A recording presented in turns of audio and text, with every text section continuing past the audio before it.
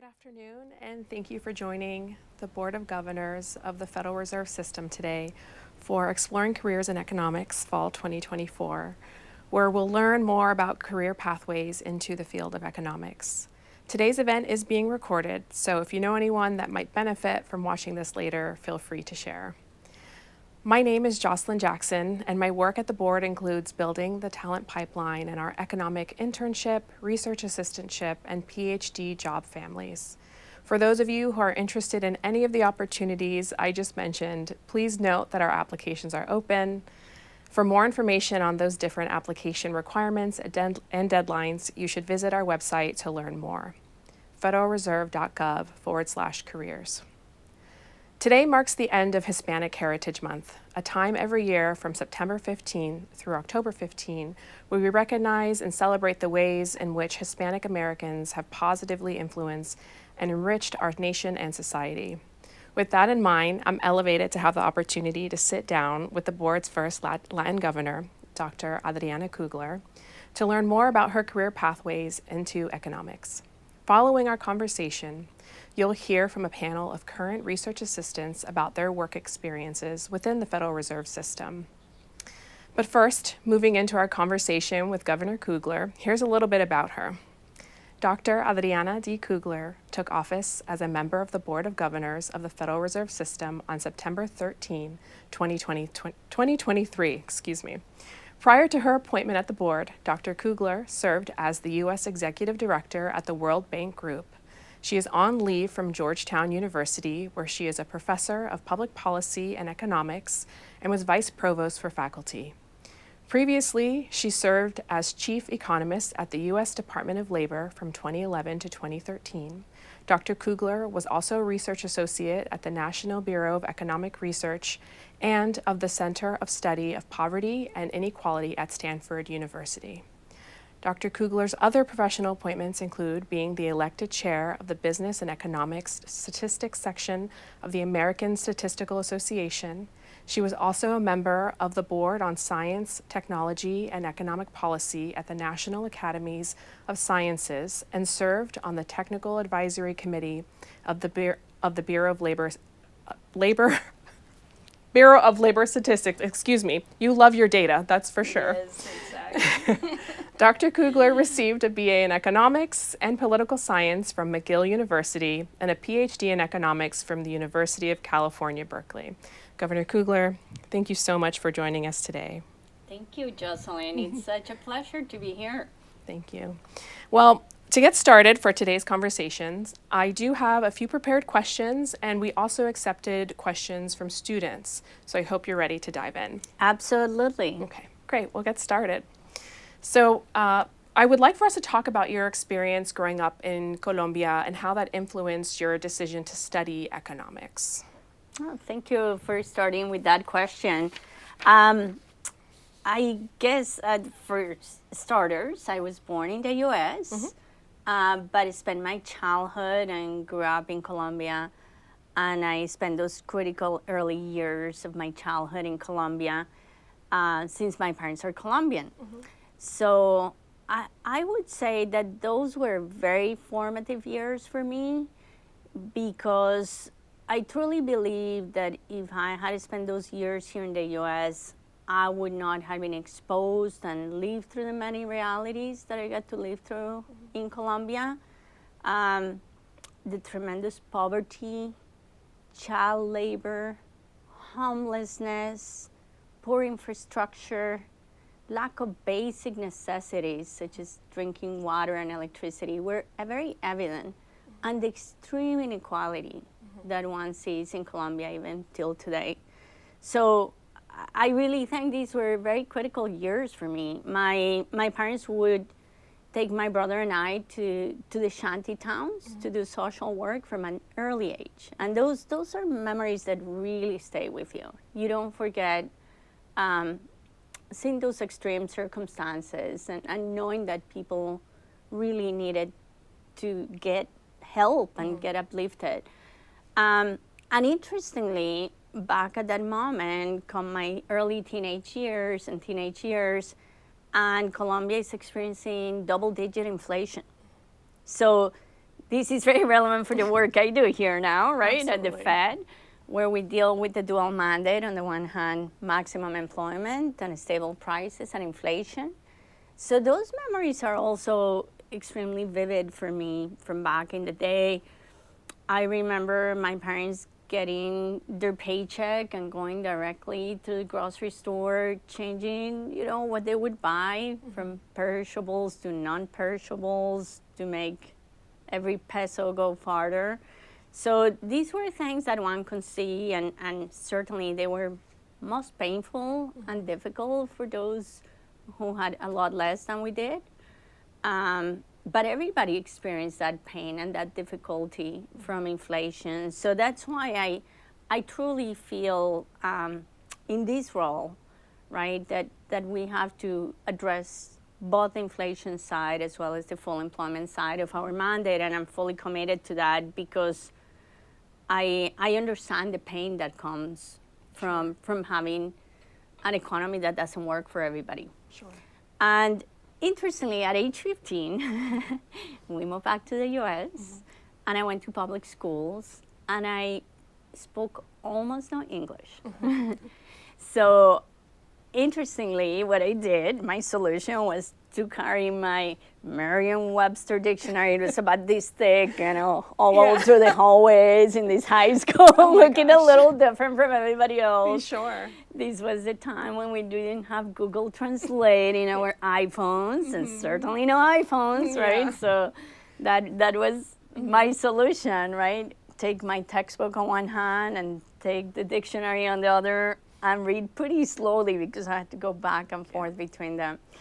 But I got through, and I guess as a mechanism to get through this transition and this change for me, something I did was pivot and kind of gravitate towards things that required universal languages, such as math, such as sports, such as music.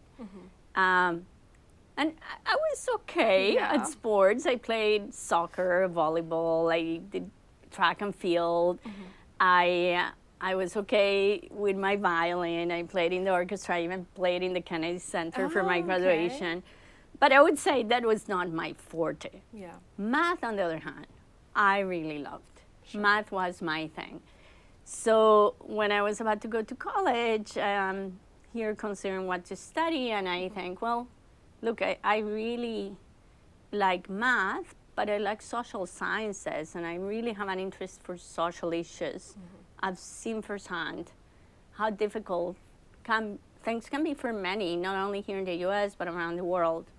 So I decided that was a good path for me to follow. So that's how I got into economics as an undergrad. That was kind of, how I got going on it. Yeah, no, I love that story. I think it's very interesting, musically gifted, athletically maybe, but definitely mathematically, right? Yes.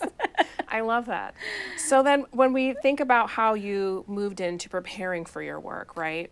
How did those experiences also help you maintain a strong mental capacity to also take on leadership positions at Georgetown, the Department of Labor, the World Bank, and now the Fed? Because those are big positions, big shoes to fill, and you fill them well. But how do you handle that mentally? Thank you.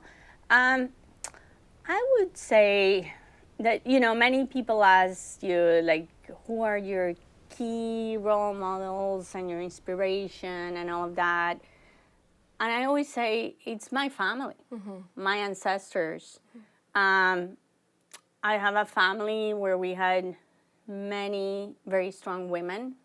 My great-grandmothers, my grandmothers, my own mother are some of the stronger women that I've ever met. So that has inspired me over time. And of course, my grandparents too, they all play a role, I think. But obviously you spend a lot of time with the women in your family, and they have inspired me. My great-grandmother from my paternal side pulled a family of 100 family members out of Europe escaping the Holocaust. And she was the one that had the foresight and the strength and the capacity to bring everybody together to save many lives. Yes. The rest died in concentration camps back in Europe, back in the Holocaust. From my mother's side, my great-grandmother was widowed. And thanks to also the strength of my grandfather, who had to leave high school when she became widowed to help her raise his 5 siblings, he never finished high school. And yet, he managed to put all his siblings through university and college. He managed to put all his 6 children to university and college. And then he eventually became a mayor of his city. So he gave back to others, and he never let the fact that he did not complete his high school degree get in the way of achieving what he wanted to achieve, which is to help others as well. And from, I would say, all of my great-grandmothers, my grandmothers, my mother, they all worked all their life, right? So for me, that was an example to be followed. They never saw themselves as, standing by the sidelines. They fully engaged in supporting their husbands and their family as a whole. And they worked throughout their lives at a time when that wasn't all that common. Sure. So I remember that, and that's why for me it was so natural to follow a career where I would definitely work and make an important contribution. But to your point about holding leadership jobs, I would say, again, I have this inspiration from my family, from them having lived through hardships, much harder than anything I've lived through. And so it reminds me that I have a responsibility to give a voice to the voiceless and to lift up others and to help make the world just a little better in whichever role I'm playing at the time, right? I was chief economist at the Department of Labor during the Great Recession. And at that time, it was critical to get people back into work because that's where most people get their livelihoods. Sure, yeah. So for me, knowing that we were working on initiatives that literally, and we would do the number crunching, as you said, I love my numbers. So we knew how many people were being helped by different initiatives we were following. At the World Bank, later, we were helping people around the world during a time when there was scarcity of food. People couldn't access food. This was during the beginning of the Russian invasion of Ukraine. Food prices skyrocketed like they did here too. But in many parts of the world, people were dying of hunger. And doing something about it, knowing that I was in a position where I could help make sure we got help where help was needed, and that we would address not only the short-term issues, but the medium and the long-term issues behind the scarcity of food, so that this didn't happen again next time around, because it happened recently in 2010, 2011. And in this role, I feel very fortunate to be here at a time that is so critical in terms of making sure we achieve both sides of our mandate. As I said, the inflation side as well as the employment side of our mandate, to make sure that the economy stays on a good track and to make sure that people can progress and move forward economically and otherwise. Thank you.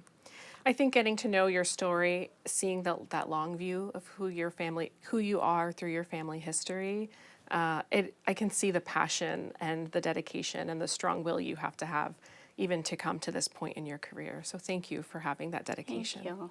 Thank you. Absolutely. Well, in addition to your family, you have stated that the Latino community has supported you throughout your confirmation as governor. I know I had the privilege to be there, and it was very, I'll remember that for the rest of my life personally. And so what advice can you share to young emerging talent as they enter the field, right, and enter their careers, whether it's econ or adjacent, on how their heritage can positively influence their journeys?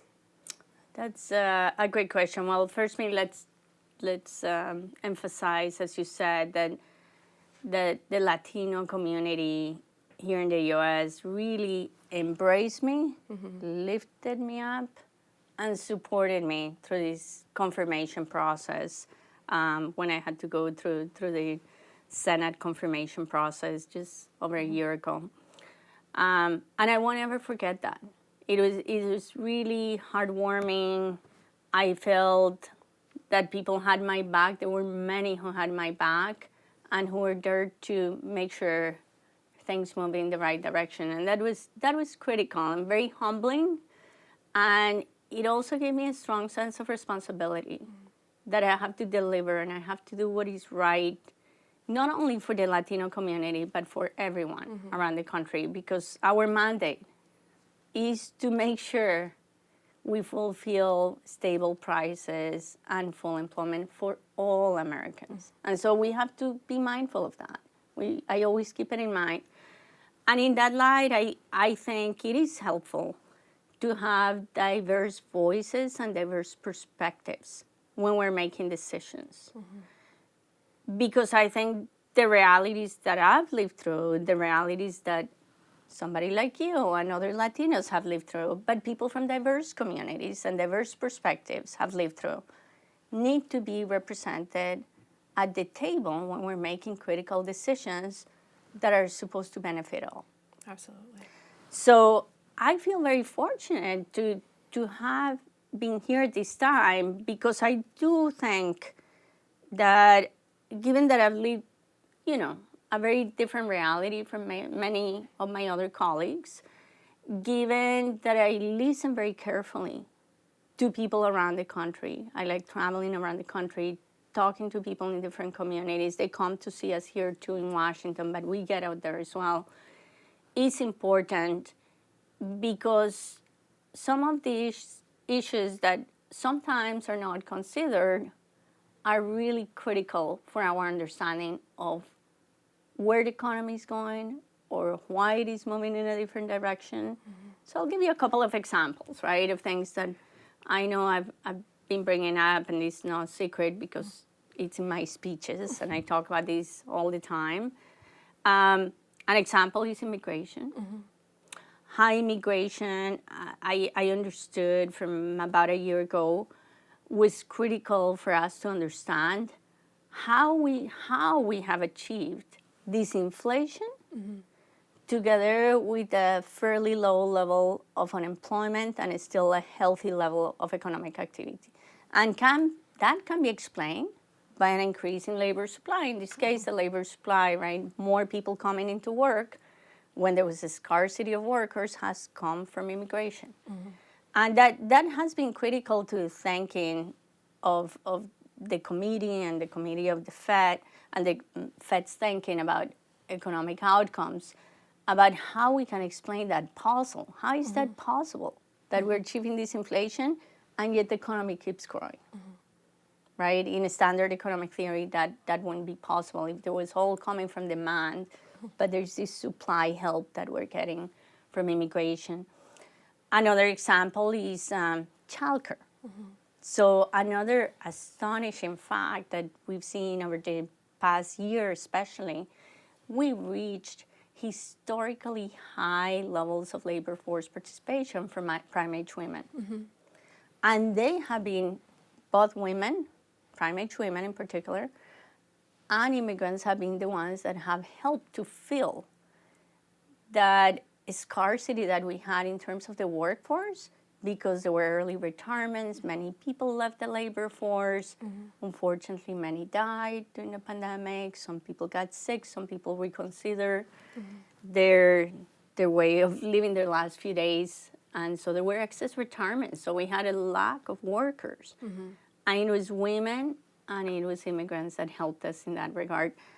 And women have been able to enter the labor force in mass because we have more flexible ways of doing our work, right? Remote work, virtual work, in a way that we didn't have for a long time, but also because of childcare and the help that they were getting in terms of getting access to childcare. So those, again, are issues that are not, they're things that I understand very well, both because my family is an immigrant family, both because I'm a mother and I've been there trying to juggle, right, family and taking care of my kids who are now 23 and 18, and they're full grown-ups, and now they take care of me. But I remember the day. It was, between my husband and I, trying to figure it all out, trying to make sure we could be there for them when they needed us, and at the same time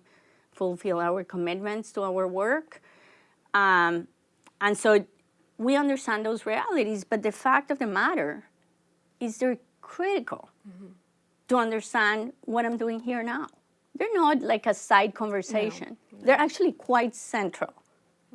So I think somebody with my background, somebody with the background that others in the audience probably have, need to realize that bringing your authentic self to work and bringing your perspective to work can be very, very valuable, because maybe your colleagues don't talk about these things just because they haven't thought about how relevant it is. Sure. Right? So you're bringing and adding to the conversation in a way that is very valuable. And I think that's where, it's important for people to realize your different perspective is actually incredibly valuable and incredibly important when you're having these conversations at very high levels. Yeah.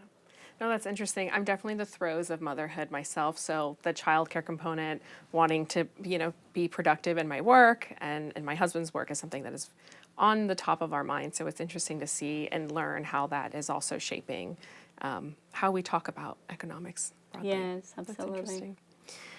Well, we know you pursued your PhD, which is really the highest level of education one can give themselves. And as a Latina in a male-dominated field, you have to use that as a competitive edge in the classroom and professionally.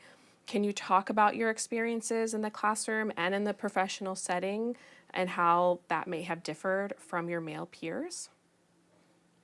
That's a great question. So I'm going to turn to this jargon that economists use, go for it. I'm not an economist. Yes, exactly. I'm going to say, I couldn't tell you, I cannot be the counterfactual. I cannot tell you how Adriana Kugler's career would have proceeded if she was Roberto Kugler. Yeah, right? Absolutely. So you'll never know. We don't know the counterfactual, right?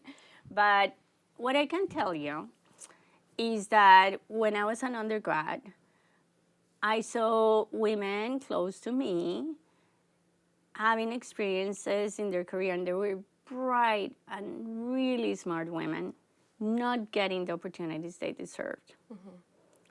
And it was painful for me to watch and to see close.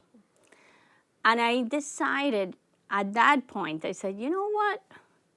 I'm not only going to get my undergrad in a very difficult field like economics, very technical field, but I'm not only going to get my master's, I'm going to get a PhD. I'm going to get, as you said, the highest possible degree so that I can put myself in the best possible situation to get that respect and that recognition that I think other women also deserve. And I'm not telling you that, those differences don't remain, because we have heard about the famous glass ceiling, which some people call the steel ceiling, right? But so as you move up, that remains. There's still some of those differences in terms of opportunities for men and women. But my hope was certainly that by achieving the highest level of education, I could at least diminish that to some extent. And I think it has. For me, what has been very important, I think, again, I cannot tell you what my counterfactual would have been. But it's apparent, and there are studies, right, that show kind of how publishing, getting promoted, all sorts of outcomes seem to be different for men and women, even if you control for everything else. So I found out many years after. Maybe good that I didn't see these studies when I was going through the process. Yeah, maybe would have intimidated you a little. Nothing intimidates me. That's part of it. Okay, good. So the good thing is that I think it has given me, in fact, the strength to show people wrong when they think they may have a perception about me. I think that's where you see sometimes right? For example, you go to meetings and you notice who gets credited with an idea and who gets credited with a comment. And then that's where you learn that, counting on your female colleagues and female counterparts in the room is really important. You lift each other up. Or the perceptions that people may have about being technical or not being technical, which is why I always, in any job I've done, I'm extra prepared and extra technical, right? I've always honed in on my technical skills so nobody gets the wrong idea that, you're an economist, but you're not as technical as others are. Sure. That to me is critical. And addressing that, what I maybe have seen that are misperceptions or perceptions that people have about others, has driven me, it hasn't discouraged me ever. Good. In fact, the opposite. It has driven me to show people wrong if they have a misperception about me. And to show them that I belong at the table, that I belong in that discussion, that I belong in that forum at the highest level. I just came from Harvard. I just came from the ECB. I'm going to Princeton. I've been to Stanford recently. I don't get invited there by chance. I get invited there because they think I belong in that forum. You do And belong. you have to know yourself that deep, deep down. Don't let anyone tell you otherwise. You have to feel it, you have to own it, and you have to feel comfortable in that place. Because you need to know you belong. Yes, yes, because we do. I love that you've been able to pull up your seat at the table and have those conversations. Absolutely. It's meaningful. Never discouraged, on the contrary. It kind of pushes me even You're more. like, watch, just wait and watch. I love that. So we've talked about your village, right? The family, the Latino community. Let's talk about mentorship a little bit more specifically. Yeah. It's really important in one's professional journey, whether your mentor is a short-term or a long-term contact, right? So can you share with us maybe a story about a mentorship that has been pivotal throughout your career? Yeah, I can share a couple, actually. So let me just say that, coming into this career of academia with a PhD in hand, entering into the world of publication, entering into the world where you go and give seminars, you get recognized, you get cited, you get published, right? When I first entered, I thought, well, this is all totally meritocratic, right? 100% meritocratic. You'll get recognized if you do your work really well. But what I realized is that networks and having people to vouch for you was just as critical, right? It's good for you to stand by your work, but it's also really excellent if there are others vouching for you. Absolutely. And having your back. So mentorship has been critical, and staying close to my mentors has been critical. One of my key mentors and friends has been George Akerlof, Nobel Prize winner, who was my advisor, my dissertation advisor at Berkeley, and we're still in touch today. Every bit, right? Like the same way I was when I was a student at Berkeley. And he's given me pivotal advice at different points in my career. My first job was in Spain, in a top university in Spain. And I remember when I was moving there again, I took what I would call a calculated risk. It was a risk. And people would say, well, you're going to be so isolated. You're in a different continent. How are you going to stay in touch and go to conferences here in the U.S.? Turns out he was incredibly supportive. He never uttered those words. He never had any concerns that would be the case, and he probably knew me, right? So what did I do? First of all, I was there at a time when unemployment was very high, so I got to do really interesting research on a topic that had not been studied in the U.S. because we're talking about income inequality in the U.S. In Europe, they were talking about unemployment. And come the Great Recession, I get called to go be chief economist because I had expertise in that area. And at the time, I figured, okay, so yeah, Spain is a little out of the way, from the West Coast and the East Coast and so Sure. forth. Well, I volunteered to organize this seminar series where we invited speakers to come. And I invited people from all over the world. And guess what? People were delighted to come to Barcelona to give a talk. So that was not an issue. There are definitely worse places. But you have to think about where you are and how you can make sure that you stay relevant where you are, right? And that there's solutions.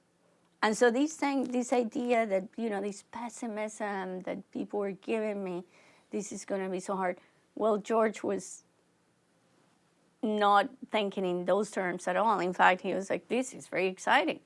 You are going to go and do this great work on labor markets in Spain at a time when the unemployment rate is really high there, and you can understand why that is happening, at a time when immigration is starting to take hold in Spain. So I did research on immigration too in Europe.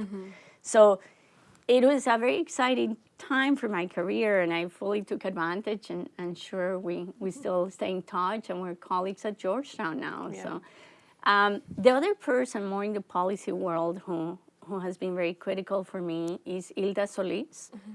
She was the first Latina Secretary of Labor.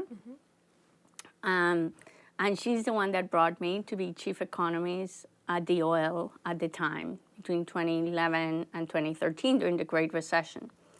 So we were doing really interesting work. And she was just absolutely amazing at opening doors for me, introducing me to everybody in the administration, in the White House, sending me as a surrogate. She could not do possibly everything she was asked to do, but she would count on me whenever there was anything related to economics, and she would send me around the country. She would send me around the city, to all the agencies, to the White House, to represent her, and she truly believed in me. And I could not forget that she organized an entire seminar at the White House for me to talk about labor market. She said, no one is talking about this right now the way you are, and I want people to hear it. And it was a room with 500 people in the White House, women, mainly women, who were listening to my way of recounting why we were where we were at that point.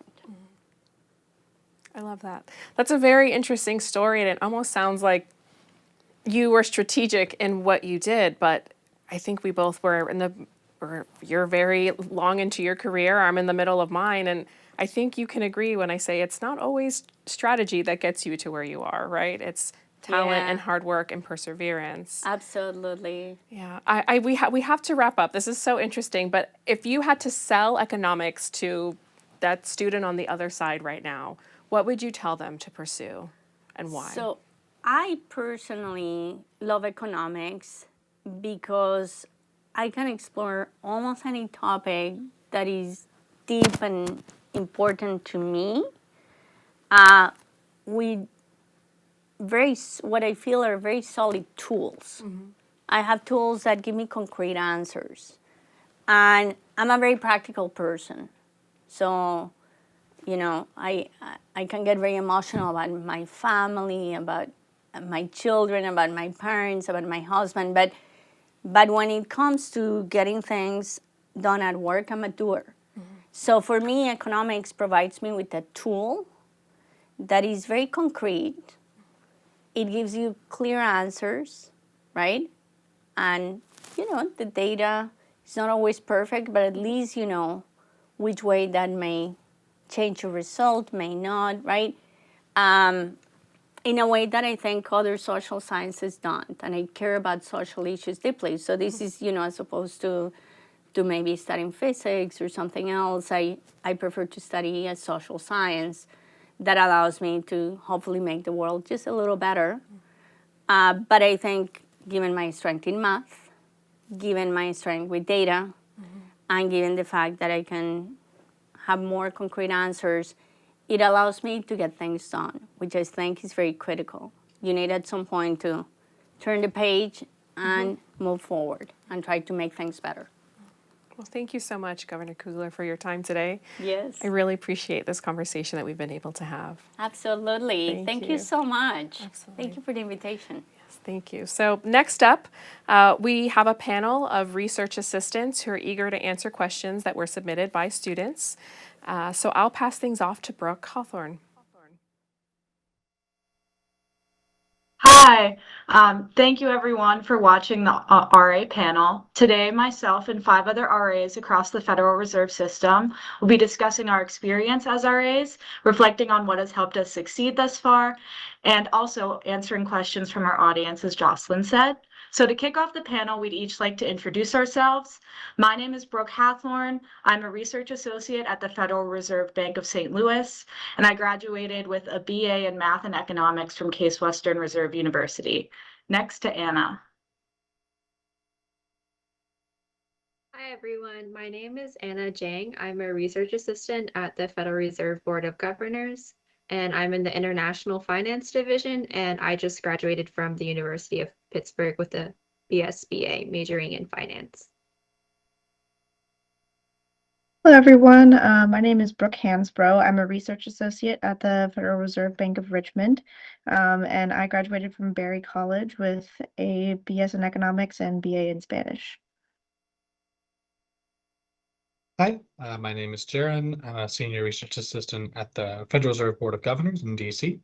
I work in monetary affairs. I graduated from Georgetown 2 years ago with a degree in economics and history and a minor in math.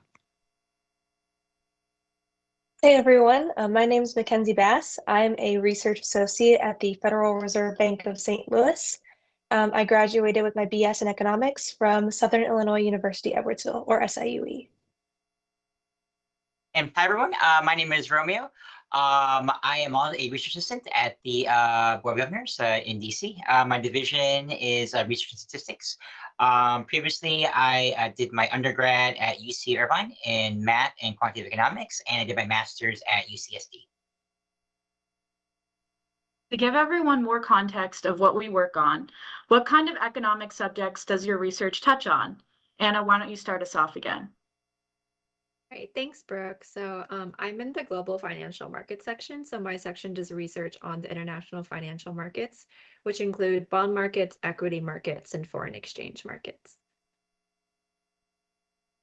Hi, so my research, I work on several different projects, but some of them are in labor economics, looking at like the differences in lifetime employment patterns across different differential income groups. And I also work on various climate economics projects, specifically looking at the effect of sea level rise risk on the mortgage market. My section is the banking and financial analysis section. So our main focus is banks, banking stability, banking welfare. We also look at banks' relation to consumers. So we do work with credit cards, with mortgages, all from a both the consumer side of things and from a financial stability perspective. At the St. Louis Fed, we are assigned to 2 economists typically. So for my first economist, I look at how characteristics of higher education institutions impact students' future economic outcomes, such as like median future earnings. And then for my other economist, we are looking at AI in the economy. So looking at things like after the release of ChatGPT, are firms talking about AI in their earnings calls? Are they increasing investment? Are we seeing AI related jobs pop up, and where are those jobs? And my section is financial structures. Mainly we do with mergers and acquisitions of banks, both the financial stability side and the competition side. So our research mainly focuses on either empirical finance. So for example, if a regulation change happens, what can we sort of look into that regulation change? And also competitions with industrial organizations, so kind of estimating models related to supply and demand curves. And in St. Louis, I work with 2 economists. One of them works on Bayesian time series econometrics, and then the other, I'm working on a project on household financial data. So our next question, thinking back to our undergraduate days, what was your reason for deciding to be a research assistant? Romeo, why don't you start? Yeah, great question. So I did want to become a research assistant because I did want to go into a PhD, going right after my master's, but I wanted to take a little bit of time to kind of see what were my particular research interests.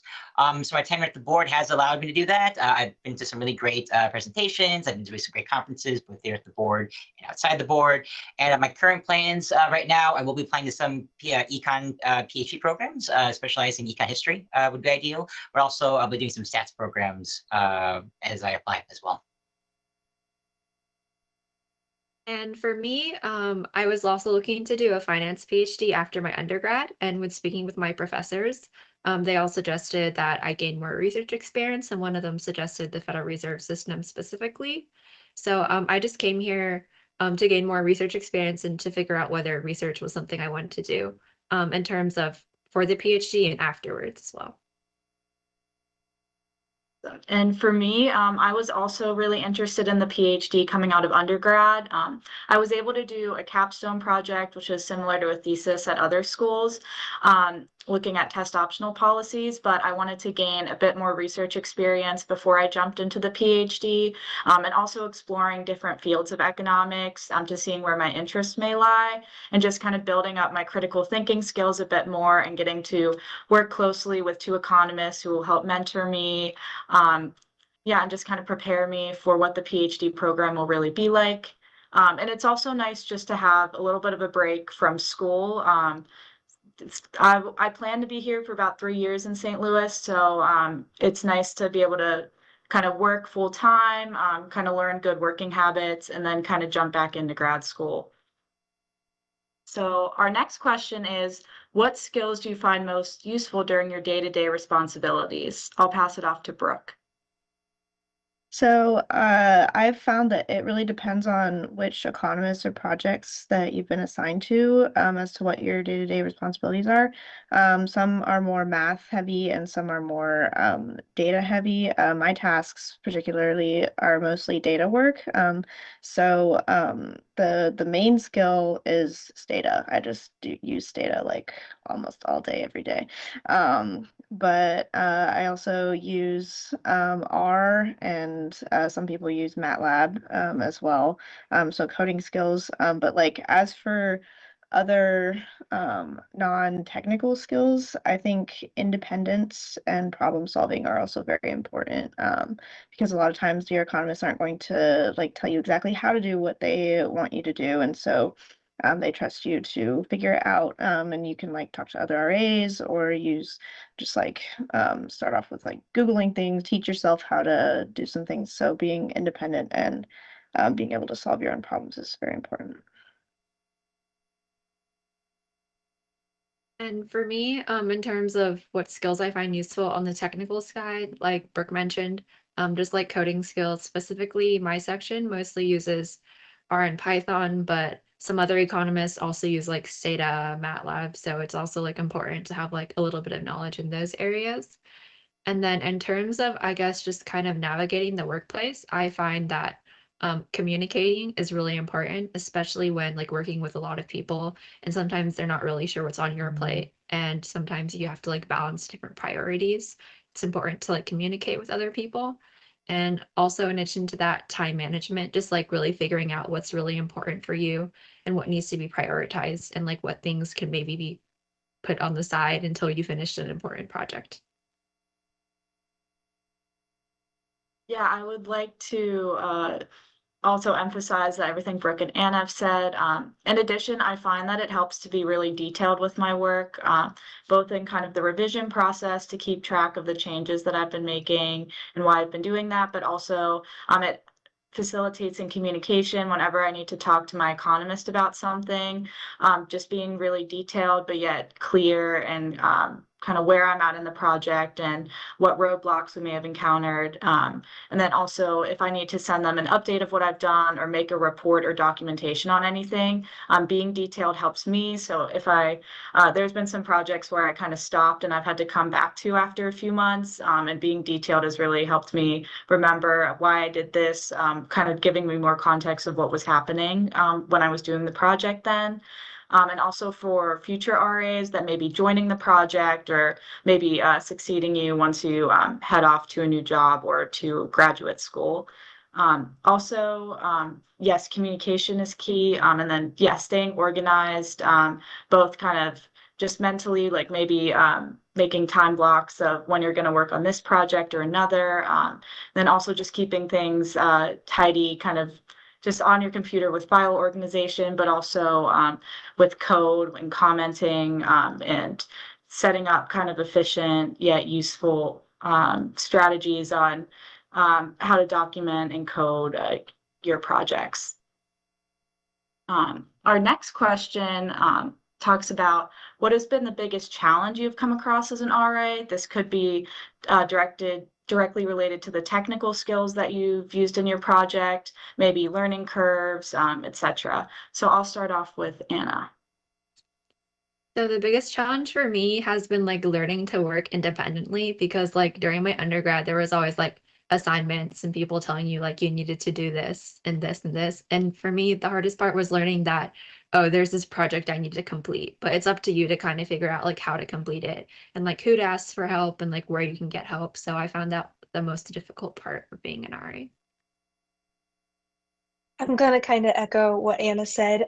I feel like whenever you're an undergrad, you go through this loop of constant feedback where you're taught how to do something, you do a project and submit it, and then it's immediately graded. And in academia and in the workforce in general, that's definitely different. So as a new RA, that's something that I've really had to adjust to. Oftentimes you might be assigned a task that you've never done before, or it might even be possible that nobody knows how to do it in your team, and it's your job to learn and go out and be that person that can figure out how to solve the problem. So being able to assess your work critically, being able to double check your work, being able to solve problems yourself, all of those are challenges whenever you first become an RA and sometimes years into being an RA, but they're also welcome challenges because they strengthen you for your future. You know, the first two were honestly great. For me in particular, I think the biggest challenges I had specifically was related to running scripts in MATLAB and SAS. Those are very old languages, and I'm not really too much a fan of them. Unfortunately, not too many other people kind of knew how to run them. I had to run these scripts exactly in that. Just how the calculations are a little more complicated. But yeah, no, really, again, like asking for help. Again, people at workplace, at least for me, they've been really helpful. So I reached out to people. They're so helpful to kind of show me how things were done, and obviously doing a little independent work as well. So doing your own research, Google is your friend, especially when it comes to coding. So using your resources as well, I think can help you overcome those challenges. Awesome. Also thinking back to your undergraduate days, like a lot of our audience members are in right now, what were some of the most important classes you've taken in your undergraduate years, now reflecting as a current RA? These could just help kind of build your mindset, or maybe they're directly applicable to your work. We'll start with Mackenzie. Whenever I was an undergrad, the most common advice that I received for which classes I should be taking are math courses, and that is absolutely true. But something a little different that I would like to highlight is that I got the chance to participate in an independent study with my mentor. So I got course credit to work on a research project. And this was excellent because we were able to decide on our research question together, and I got to go through every step of the research process. I learned how to code in Stata. I learned how to sift through relevant literature and decide like what I needed to know. I was able to help create a model and then learn how to explain it both mathematically and with my words, written and oral. And then I also was able to write every section of a draft paper. And what was the most valuable about this is that it wasn't me being told exactly how to do it, but I remember one of the first weeks of that class, my professor said, okay, this is what I want the data to look like in Stata. Go figure it out. And I had never used Stata before. So me being able to learn how to learn, I think that's probably the single experience that strengthened my my problem solving skills more than anything. So if you can be involved in research, I would do that. I'll start by seconding both of the things Mackenzie said. Math is useful, even if you're not mathematically inclined, especially something like linear algebra. So many papers are going to be written with matrix forms and linear algebra shortcuts. And at first I found that really scary because I would look at a formula and I would truly have no idea what it was trying to express. And believe me, I'm no expert in linear algebra, but just getting a little bit under your belt where you can not just be scared by by the phrase of a matrix, or you look at some equation that uses some linear algebra technique and you're not immediately scared off. It makes reading papers a lot more digestible, and it makes approaching an economist way, way more comfortable. I'll also second Mackenzie that if you have the opportunity to get involved with research of your own, it really, really is helpful. I was able to take advantage of an undergraduate thesis program at my university, where, as Mackenzie was saying, a lot of experience of problem solving on your own end is really, really applicable. As was touched on by Brooke earlier, one of the experiences of being an RA is a lot of independent work, and you are responsible not for just step A to A1 to A2, but you have to go A through Z all yourself, and knowing how to get through that whole process, all those different steps on your own, is something that doing research ahead of time can really help you with. The last thing I'll comment is if you can take some computer science, some programming work. It's not strictly economics, but I do find certainly in the Federal Reserve System, and I think a lot of economics careers in general, coding is really, really useful, because a lot of day to day, that's what I do, right? Like, I had an economics major, but day to day, I do a lot of coding. You don't need to know every coding language. I found I didn't know anything. Once I learned R, I didn't know Stata, but once you know one, the second one is so much easier, and then the third and the fourth, because once you get a feel just for what it's like to write code, and just an idea of what the kind of back and forth looks like, some general vocabulary to use, once you can just get something under your belt, R, Stata, Python, whatever, it makes it way, way easier to learn something else and to get thrown in a situation where you don't necessarily know the specifics of the code you're doing, but you know how to approach it and where to look for help and how to work through your problems. Yeah, I would definitely agree with everything Mackenzie and Jaron said. Math is important, and coding is also very important. And I think I was going to say the single most important thing, though, is just being able to have research experience. So if you can in any way search out research experience, that is great. Also, I think one thing that is useful for me is also, I mean, you're going to have to take an econometrics class, but econometrics has been pretty useful, and just like because especially if you're doing a lot of like running regressions and stuff like that, being able to think through things like with an economic lens, like looking at like, okay, so like what should belong in this, like what are potential biases that could be in this, like what are these, like being able to interpret results and and not just like send your economists send them the resulting table if you can tell them what's in the table and why, like, oh, this is weird, or like, okay, this makes sense, this is like what we were thinking about doing. Being able to like show those insights and show that you know what you're talking about and you're not just a little coding monkey is like very important for being able to get like letters of recommendation, and even being able to work to be able to get some more responsibility in your projects, and so your economists can see that, oh, they have potential to be a great economist. So yeah. Awesome. Yeah, and add on to everyone, yeah, math is important. I felt very lucky because I kind of stumbled into math and economics separately as different majors, and I had passions in both. And then I discovered I was interested in research and found out that's kind of the perfect pairing to have. Similar to math in the same vein, statistical theory was a class that I signed up for that has ended up being really useful. I'm doing a lot of econometrics because I work with an econometrician. And so that I pull a lot of knowledge from that stat theory class. It doesn't this class wasn't necessarily heavily proof based. It was called stat theory with application, but it's really helped me to kind of learn the models and the econometrics behind what I do. Also, something that I was always timid about in school was I was always trying to make sure that I was taking all the right classes, and I feel like sometimes I skipped out on taking the classes that I had interest in or was just wanting to load up on math or stats.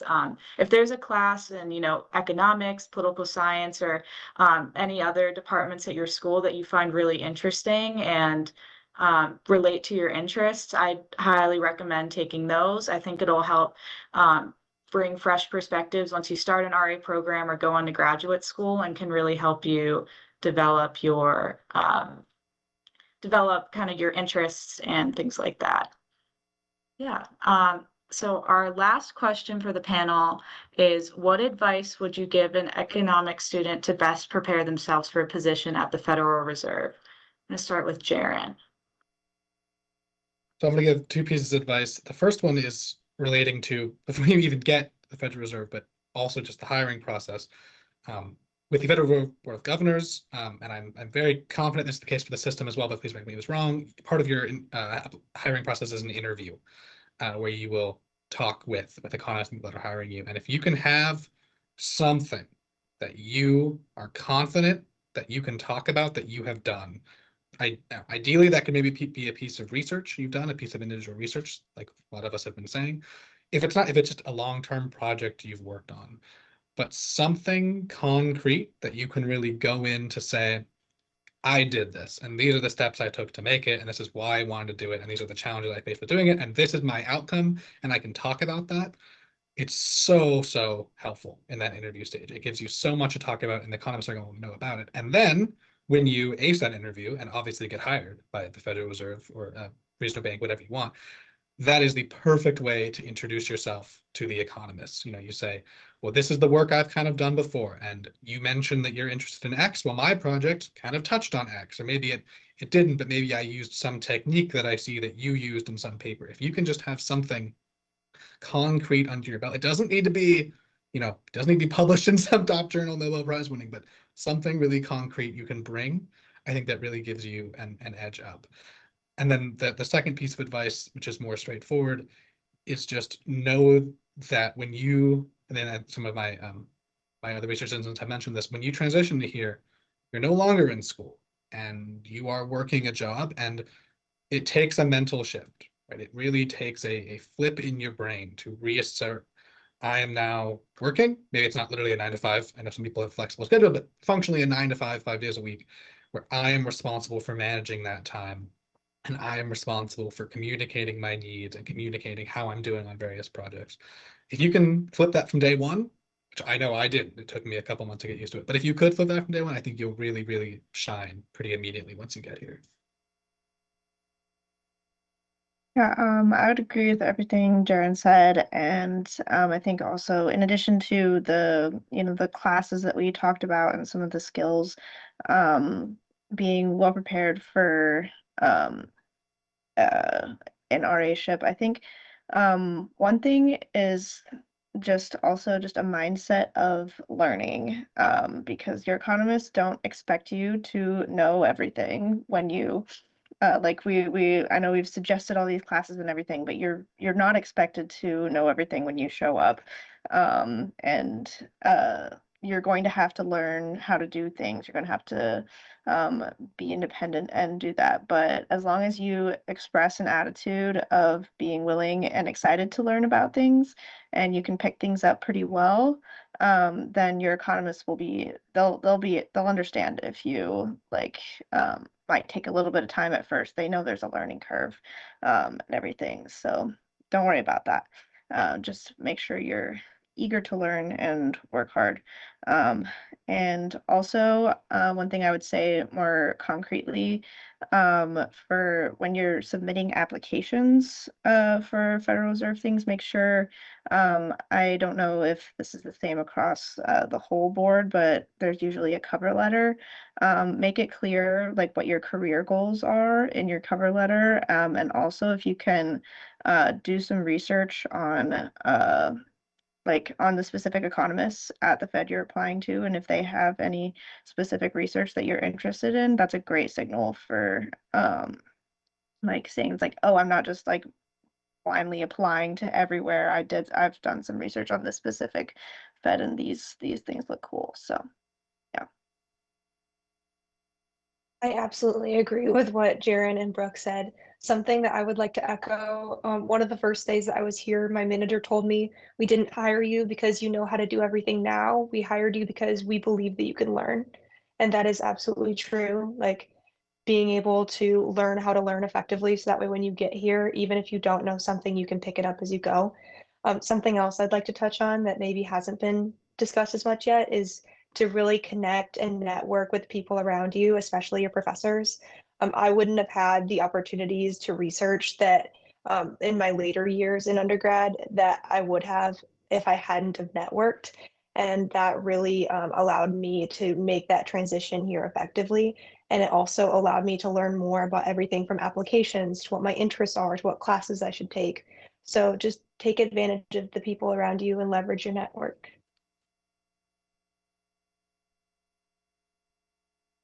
Okay, thank you so much to all of our panelists for joining us today and speaking candidly on your experiences. And thank you to the Federal Reserve Board and Federal Reserve Education for hosting this event. Back to you in the studio.